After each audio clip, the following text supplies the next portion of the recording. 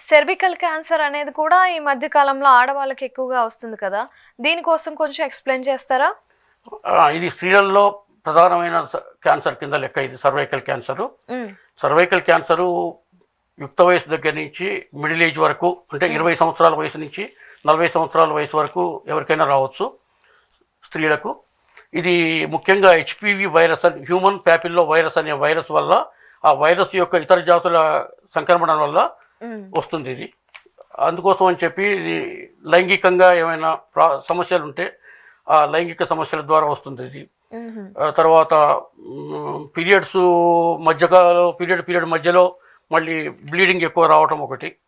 ఆ తర్వాత మెనోపాజ్ అంటే ప్రతి ఆడవాళ్ళకి మెనోపాజ్ దశ అనేది ఉంటుంది. ఆ మెనోపాజ్ దశ దాటిన తర్వాత కూడా మళ్ళీ అదనంగా మధ్యలో బ్లీడింగ్ రావడం, దాన్ని 55 ఏళ్ళు దాటిన తర్వాత కూడా మళ్ళీ మధ్యలో ఈ బ్లీడింగ్ సమస్యలు రావటము.